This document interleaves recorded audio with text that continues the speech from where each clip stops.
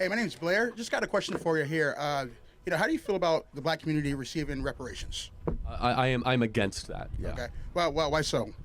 Well, first of all, what is the black community? So, for example, do you mean like recent immigrants from Haiti or Nigeria? I do not. No. Okay, for sure. So you're meaning like ancestral descendants of slaves. Correct. That Yes, could sir. be proven with documentation. Absolutely. Right? Okay. So to be consistent, do you believe that other groups that have been mistreated in America should also receive reparations? What are those other groups? Well, they're not necessarily by America, but let's just take one. Jewish Americans, right? Okay. They almost got eliminated in the Holocaust. Should they receive reparations? Not from us. Okay, not from us. Not but- from the United States, that is. Okay. So here's my view, and I want to hear yours, Okay. which is that I did not own slaves, and you were not a slave. Correct. Right. So we are individuals, and therefore we cannot be held accountable or should receive something from something that didn't happen to us or something we did not do. That is a basic law of justice, that I can't be held accountable for something that somebody looked like me did, and you should not benefit from something that somebody you were related to. Now, you'll probably say systemic racism and how that passed down through generations. Happy to address that. The problem with reparations, though, is basically what you're saying is I'm going to take money from Charlie Kirk for something he didn't do and give it to a group of something, to somebody of something they also didn't do.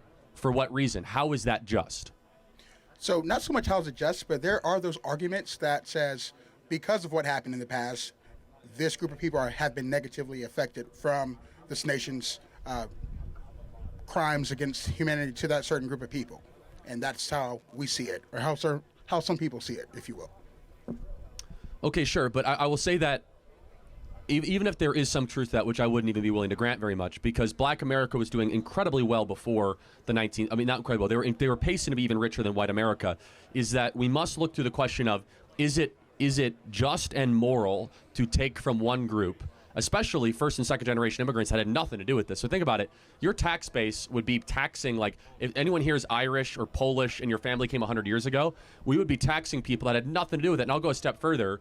My family fought on the Union side of the Civil War, right? So you're going to be taxing Charlie Kirk, whose descendants fought to free the slaves, to go give money to people that were descended, from slaves. So what is a way that we could try to help all communities? Here's maybe we can find some common ground, Sure, right? I'm listening. Instead of reparations. Sure. Is that we need to break the cartel of public sector teacher unions, allow school choice to occur, and make it easier for people of all backgrounds, but specifically Hispanic and Black individuals and young kids to have a quality education, because a good education in K through 12 is one of the most assured ways that they'll be able to succeed later in life. Secondly, we need to put fathers back in the home. Yeah, I agree with that. I agree with that, yeah. 70% of Black kids are raised without a stable father in this in the country. So if we can find common ground on that, I think that would go a lot further than just giving cash for people that happen to be related to something evil that happened a little while ago. What's going on, man? Doing all right. Welcome to Knoxville. I'm up here for one purpose. My buddy is a friend of yours. He lives up in White Pine, and he wants me to have this discussion with you because me and him had this discussion this weekend.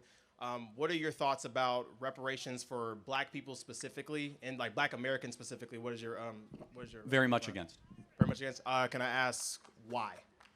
Well, first and foremost, I don't believe that we should ever pay monetary damages to people where nothing bad happened to them, just because they are related to a group of people where something bad happened to them. Okay.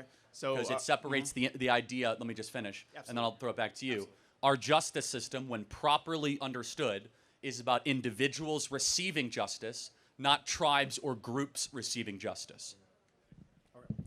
Also, I want to state that just because I am a Black man, I do not speak for all Black people. So I'm just. I like this guy. You should give it up for him. Just want to state that for the record. I'm speaking for myself.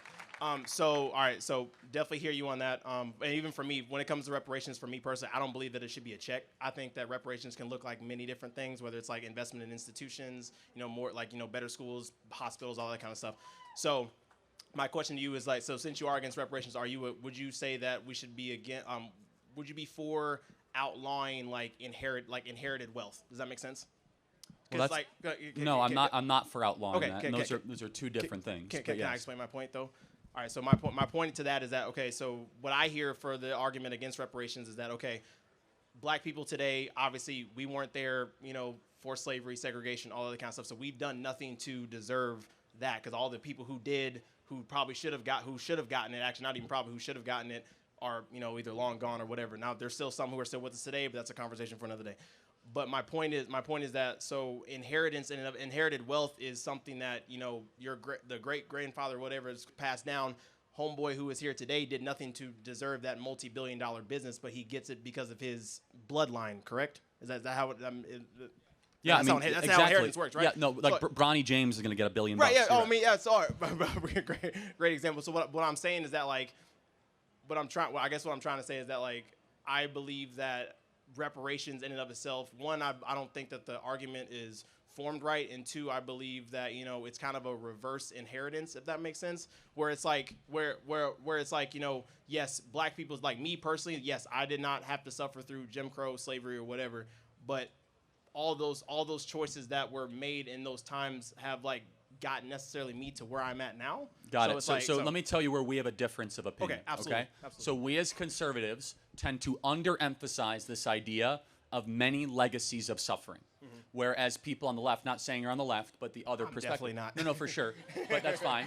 No, that's fine. Let's just say the other side of the argument tend to emphasize that you are stuck because of something that happened to you many generations prior.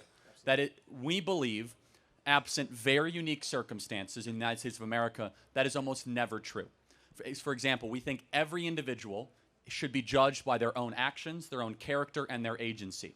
Now, let's play this out, though. You're acting as if, not you, but let's say the argument, because you're coming after this in a great way, there's been like no money sent Black America the last 60 years. We have spent over $25 trillion on Black America in 60 years, and Black America's poorer than before we started. We're talking about Medicaid, food stamps, we're talking about schools, public housing. The issue is not the amount of money. The issue has instead been a couple things. Number one, it's been the downfall of the Black family.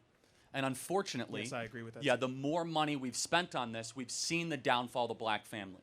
Just some numbers super quick. Is that in 1964, right before the passage of the Civil Rights Act, 75% of Black youth had a dad around. Now it's 25%. So only 25%. So 1 in 4 kids have a dad around. Black dads are no longer a big part of young kids' life. It's a very big problem that has huge ramifications. Then finally, on the reparations argument, that comes into just more like concrete questions. Where do you draw the line? Who defines it? And also, why would you tax, for example, somebody like me? My ancestors fought on the Union side of the Civil War, so I got to go pay more money, even though my ancestors did the right thing. No offense if you guys fought for the Confederacy. That's not trying to, drum up any, it's all good. We're all Americans now. I'm not. Why should I have to then go pay for something that my ancestors did correctly? Finally, it's like, how do you prove it? Prove it. Like, this is not your argument, but it's a hilarious contradiction. The very same people who tell you that voter ID is racist want all of a sudden Black America to prove that they're the descendants of slaves 7 generations ago. Like, let me go get my paperwork together. I thought it's racist to ask people for their paperwork. Anyway, the whole thing's crazy. But here's the more important thing that I think we can agree on. That we should have a opportunity colorblind compact.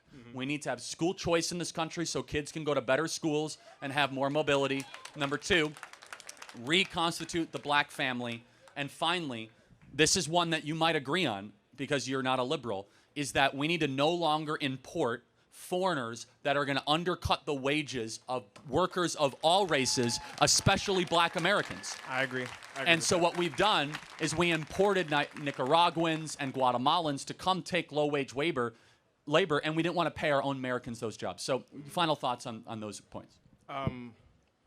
Also, great points. I would say that I am with you for the idea of a colorblind society. I think that it's a bit of a farce to say that colorblind society is something we should aspire to, but I think it's a farce to think that it doesn't exist, that race doesn't play a factor. I totally agree. Okay, and so I will say it plays far less of a factor 10 years ago. It's playing more of a factor today. Yes, I agree. In a negative way. Yes, I 100%. I mean, I think you had mentioned something about DEI like earlier, and I was like, for sure, like the way I agree with DEI in principle, but I think the way it's been instituted by our government and all the other institutions is completely wrong. So, because for me, it's not about seeing color; it's how you treat color. Does that make sense?